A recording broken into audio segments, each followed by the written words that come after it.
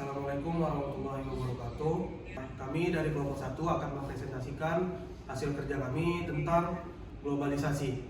Yang dimana saya sendiri Dwi Nani Muksid, sebelah kiri saya Emraga Gustabili. Saya Silvi Dumantani Syangkila. Saya Amelia Putriantriani. Saya Siti Firdaus Trubus. Saya Natasha Firana Madani. Dan saya Muhammad Agliyosi. Baiklah, di sini kami akan langsung mempresentasikan hasil kerja kelompok kami. Yang pertama akan dibacakan oleh Natasha Fikra. Pada Natasha, silakan. Materi yang pertama yaitu mengenai globalisasi. Globalisasi adalah kata yang diserap dari frasa global yang artinya meliputi seluruh dunia. Atau secara keseluruhan, globalisasi adalah suatu proses yang menempatkan masyarakat dunia dapat menjangkau satu dengan yang lain atau saling terhubungkan dalam semua aspek kehidupan, baik dalam bidang ekonomi, politik, budaya, maupun lingkungan. Selanjutnya tentang globalisasi pada saat ini yang akan dibacakan oleh Fadila. Globalisasi saat ini, perkembangan globalisasi yang makin pesat membuat hampir semua sektor kehidupan makin mudah dijalankan.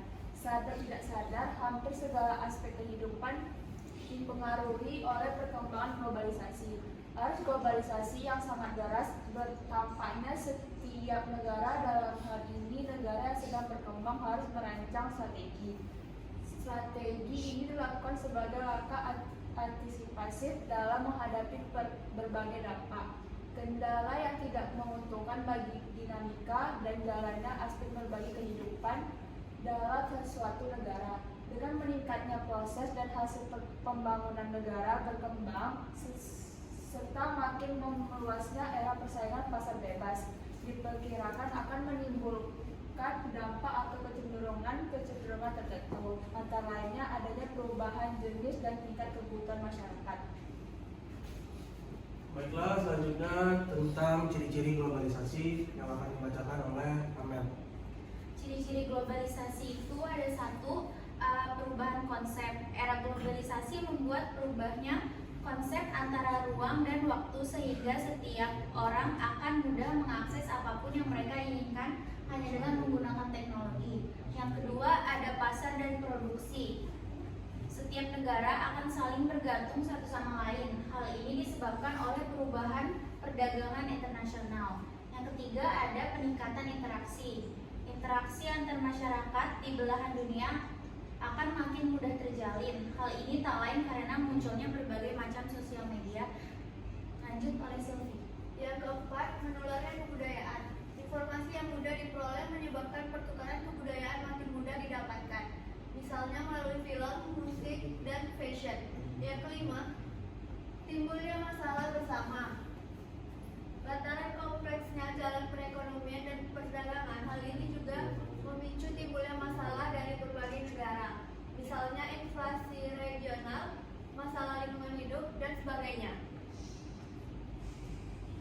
Selanjutnya tentang dampak globalisasi yang akan dilanjutkan oleh Anda.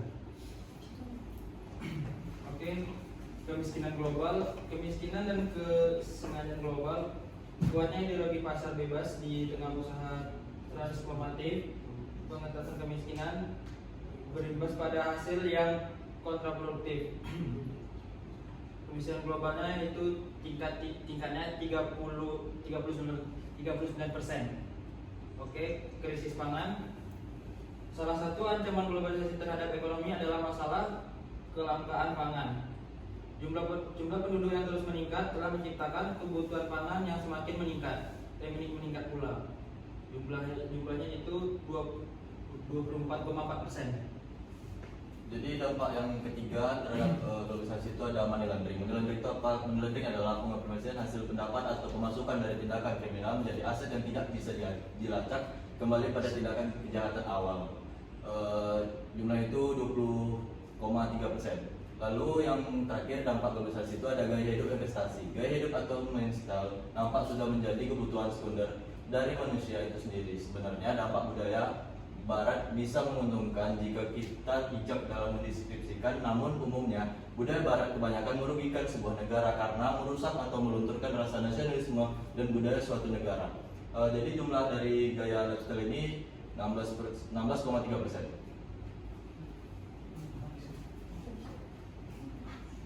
Baiklah, yang terakhir ada dampak positif globalisasi. Yang pertama, bebasnya pasar internasional, yaitu sebesar 50%.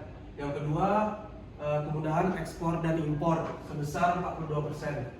Dan yang ketiga, ada bisnis e-commerce atau kayak online shop itu sebesar 33%.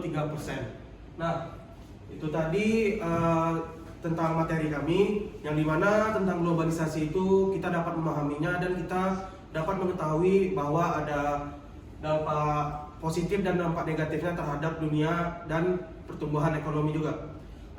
Baiklah, itu saja yang bisa kami sampaikan. Lebih dan kurang mohon maaf. Wassalamualaikum warahmatullahi wabarakatuh.